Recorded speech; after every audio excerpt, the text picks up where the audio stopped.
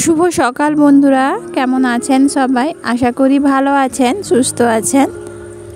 পূর্ব মেদিনীপুর জেলার ছোট্ট একটা গ্রাম থেকে আমি সোমা ভিলেজ লাইফস্টাইলে আপনাদের সবাইকে স্বাগত।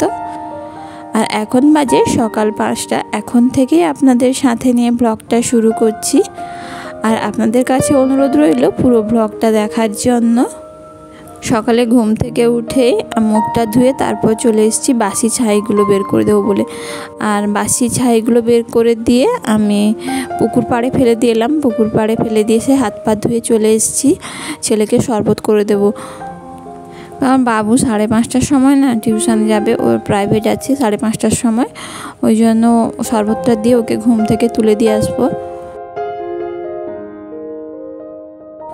আর ওকে শরবতটা দিয়ে ঘুম থেকে তুলে দিয়ে এসে তারপর আমি চলে এসেছি ঝাঁট দেবো বলে।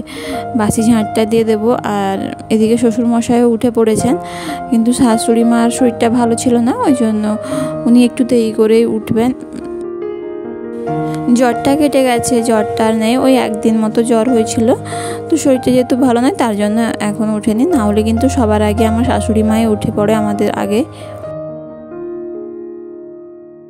রান্নাঘরটা ঝাঁট দিয়ে দিই, তারপরে ভেতরে ঘরগুলো মানে সামনের ঘরগুলো ঝাঁট দেব।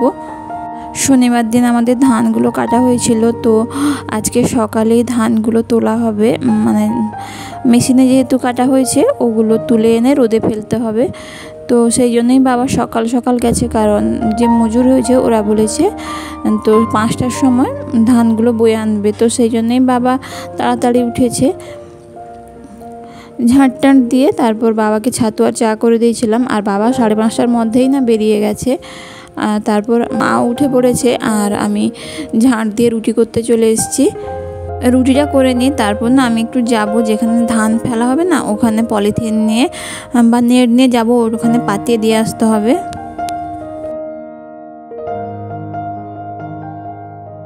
এই যে দুটো নেট নিয়েছি, নেট নিয়ে যাচ্ছি। আর মেলানো হবে আমার এক কাকা শ্বশুরের বাড়িতে, ওদের সামনে না অনেকটা বড় জায়গা আছে, তো ওখানেই মেলানো হবে।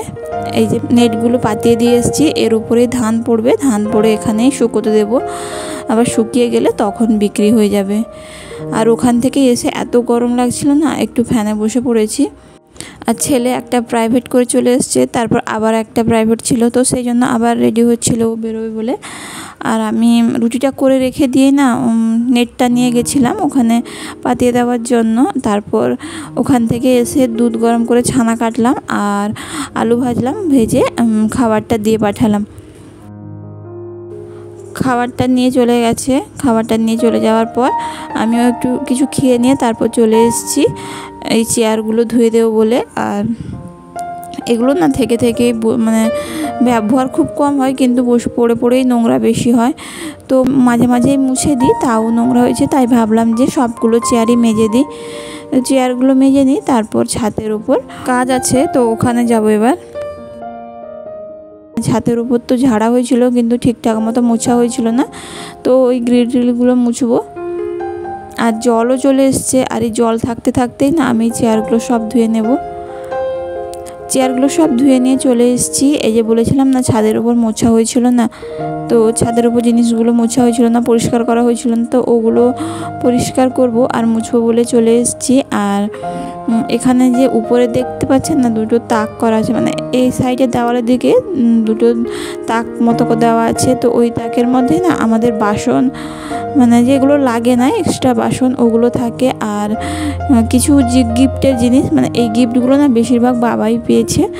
তো আমার শ্বশুরমশাই যেহেতু আগে মানে রাজমিস্ত্রি কন্ট্রাক্টর ছিলেন, তো সেই জন্যই উনি এই সমস্ত জিনিসগুলো ওনাদের কোম্পানি থেকে, মানে রড কোম্পানি, সিমেন্ট কোম্পানি, এইসব জায়গা থেকে মিটিং হলে জিনিস পেত। তো অনেক জিনিস পেয়েছিল কিন্তু বাবা। তো সেই সব জিনিসের মধ্যে কিছু ব্যবহার হয়েছে, কিছু আমার ননদকে দেওয়া হয়েছে, আর কিছু এখানে এখনও প্যাকেটবন্দি হয়ে আছে। ওগুলোকে ভালো করে নামিয়ে পরিষ্কার করে ধুয়ে তুলে দিলাম।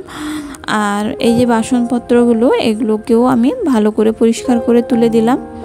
আর এই বাসনপত্রগুলো সব আমার শাশুড়ি একটা একটা করে করে রেখেছে, মানে যা বাসনপত্র আমার শাশুড়ি করে রেখেছে, তো প্রায় 20-30 জনের খাওয়া দাওয়ার মতো কোনো বাসন আমাদের বাইরে থেকে আনতে হবে না, হয়ে যাবে বাড়িতে যা আছে।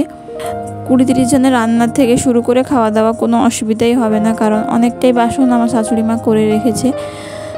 তো সেগুলোকে ভালো করে যত্ন করেই রাখতে হয়, কারণ অনেক কষ্ট করে আমার শাশুড়ি জিনিসগুলো করেছে, তো ওনার কষ্ট করা জিনিসগুলো যাতে নষ্ট না হয় সেটা তো আমাকেই খেয়াল রাখতে হবে। তাই চেষ্টা করি জিনিসগুলোকে ভালো করে যত্ন করে রাখার। ওগুলো মুছে গুছিয়ে দিয়ে চলে এসেছি। এবার গ্রিলগুলো সামনে যে মানে আমাদের ছাদের ওপর 5টা গ্রিল সামনে গ্রিল বসানো আছে জানালার মতো, তো ওই জানালাগুলোকে ভালো করে গ্রিলগুলো মুছে নিলাম। তারপরে চলে এসেছি দরজাটা মুছবো বলে, দরজাটাকেও না ওই সাবান দিয়ে ভালো করে ধুয়ে দিলাম, আর একটুখানি সার্ফ জল করে তারপরে দরজাটাকে ভালো করে ঘষে ঘষে ধুয়ে নিয়েছি। আর ছাদের ওপর যেহেতু 2টো ঘর, একটা ঘর তো ব্যবহার হয় আর একটা ঘর খুব একটা ব্যবহার হয় না। একটা ঘর ওই যে বলেছিলাম না স্টোর রুমের মতো করা আছে, তো একটা ঘরে জিনিসপত্রই থাকে, আর একটা ঘরে ওই দিদি এলে বা কেউ বন্ধুবান্ধব এলে তখন খোলা হয়। আর আমার ব্লগগুলো যদি আপনাদের ভালো লেগে থাকে আর চ্যানেলে যদি নতুন বন্ধু হয়ে থাকেন, প্লিজ চ্যানেলটিকে সাবস্ক্রাইব করে দেবেন এবং কমেন্ট করে জানাবেন আপনাদের কেমন লাগছে ভিডিওগুলো। আর আমার পুরনো বন্ধুদেরকে অসংখ্য ধন্যবাদ আমার চ্যানেলটিকে সাবস্ক্রাইব করার জন্য ও আমার পাশে থাকার জন্য অসংখ্য ধন্যবাদ। আর আমাদের জলের ট্যাঙ্কিটা না এই ছাদের ওপরেই বসছিল, আর এখানে যে খাটটা ছিল না ওটা ভেতরে তুলে দেওয়া হয়েছে, মানে ঘরের ভেতরে তুলে দেওয়া হয়েছে। আর ঘরের ভেতরে যে খাটটা ছিল ওই খাটটা নষ্ট হয়ে গেছিলো, তো ওটাকে ভেঙে ওটা খুলে নেওয়া হয়েছে কাঠগুলো, তাতে এই জায়গাটাও ফাঁকা হয়ে গেছে আর অনেকটা পরিষ্কার লাগছে। আর ছাদের উপর চেয়ারটাও ছিল না, সেটাও আমি একটু সার্ফ দিয়ে ধুয়ে দিলাম। আর দেখুন পুরো ঘর আজকে সার্ফ দিয়ে ধুয়ে দিলাম, পরিষ্কার করে দিলাম। সার্ফ দিয়ে ঝাঁটা দিয়ে এরকম কেউ ঘর ধুয়ে, আমি কিন্তু ধুয়ে দিলাম। তাতে না অনেকটা ধুলোবালিও জমা হয়েছিল দেখলাম, তো এইভাবে ধুয়ে দিলে আমার মনে হলো একটু বেশি ভালো হবে, তো সেই জন্যই ধুয়ে দিয়েছি। আর জলগুলো না এখানে ট্যাঙ্কি ছিল, তো এখান থেকেই নিয়েছি, আর নিচে যাইনি, কারণ নিচে যেতে আসতে অনেকটা টাইম চলে যাবে, সেই জন্য আমি এখান থেকে নিয়েই ধুয়ে দিয়েছি।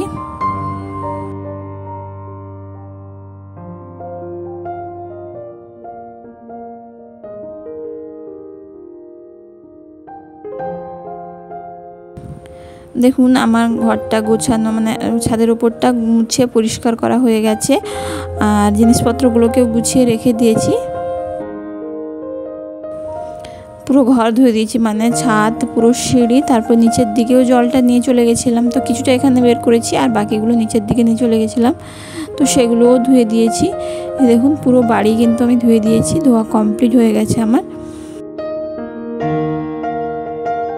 তারপর এই চেয়ারগুলোও ধুয়েছিলাম না, ওগুলোও শুকিয়ে গেছে, এবার ওগুলোকেও তুলে দিয়ে আসবো, যেখানকার জিনিস ওখানে রেখে দিয়ে আসবো। আর তারপর রান্না করব, আর রান্না করবো বলতে রান্নাটা একটু দেরি করেই বসাতে হবে, কারণ পুকুরে জাল পড়ছে, মাছ ধরলে তখন রান্না হবে। আর এই যে পুকুরে জাল ফেলা হচ্ছিল, মাছ ধরছিল, তো মাছটা ধরলেই না তারপর রান্না বসানো হবে। আর আমার কাকা শ্বশুররা সব মিলে মাছ ধরছিল। আর এই যে পুকুর দেখছেন, এই পুকুরে মাছের মানে 6 ভাগের মাছ আছে, তো 6 ভাগের মধ্যে আমাদের যে ভাগটা সেটা 1 ভাগকে হাফ ভাগ করা হয়, মানে আমার জ্যাঠা শ্বশুরের ঘরে 1 ভাগ, আমরা 1 ভাগ, ওটা 1 ভাগই করা হয়। তারপর সেটা আমরা জ্যাঠা শ্বশুর ঘরে আর আমার ঘরে সেটাকে নিয়ে ভাগ করা হয়। তো এইভাবে মাছের ভাগ পাওয়া হয়, একটু কম হয় তো আমাদের তাতে হয়ে যায়। আর মাছের ভাগটা পেয়েই রান্না করতে চলে এসেছিলাম। আর এখন প্রায় 6:30 মতো বাজে, তো এখন থেকে আবার ব্লগটা শুরু করছি। তখন রান্নাবান্না শেষ করে, খাওয়া দাওয়া শেষ করে, বিকেলে কাজ শেষ করে তারপর দোকানে এসেছিলাম। তো দোকানে আসার পথেই একটা পুজো হচ্ছিল, তো সেখানে ঘটোত্তোলন হচ্ছিল, তো সেটার একটু ভিডিও দেখা করলাম আর আপনাদের সঙ্গে শেয়ার করলাম। আর এটা একদম দোকানের পাশে, আমাদের দোকানের পাশে বললেও ভুল হবে, আমাদের বাবার বাড়ির পাশে, মানে আমার বাবার বাড়ি আর আমাদের দোকানটা বেশি দূরে নয়, যেখানে বাজার আমাদের ওখানে আমার বাবার বাড়ি, আর ওখানে আমাদের দোকান। তো আমাদের বাবার বাড়ির পাশেই পুজোটা হচ্ছিল। আসলে ধান কাটা হচ্ছে বলে না আমি যাইনি, না হলে যাওয়ার ইচ্ছে ছিল, কারণ বাড়িতে যেহেতু ধান পড়ে আছে আর শাশুড়ি অসুস্থ, ওই জন্য না আর বাপের বাড়ি যাইনি। মাঝে মাঝে নিজের আনন্দ থেকে সংসারটাকে বেশি দায়িত্ব দিতে হয়, বেশি গুরুত্ব দিতে হয়।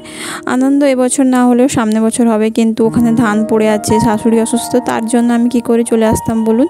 তো আমার এটাই ঠিক মনে হয়েছে যে ওদেরকে দেখাটা আমার আগে দরকার। তারপর অনুষ্ঠান তো আমি এরকমও দেখতে পাচ্ছি এখান থেকে, তো তার জন্যই আর আসা হয়নি।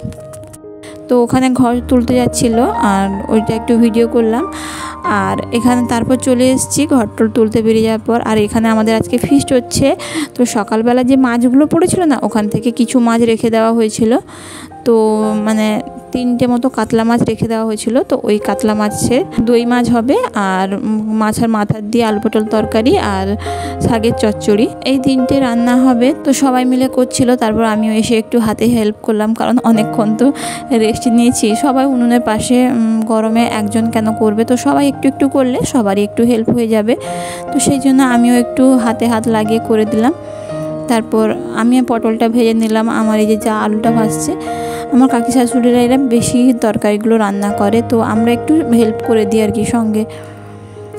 তারপর রান্নাবান্না শেষ করে খাওয়া দাওয়া শেষ করে নিয়েছি। আর আজকের ব্লগটা এ পর্যন্ত। সবাই ভালো থাকবেন, সুস্থ থাকবেন, দেখা হবে নেক্সট ভিডিওতে।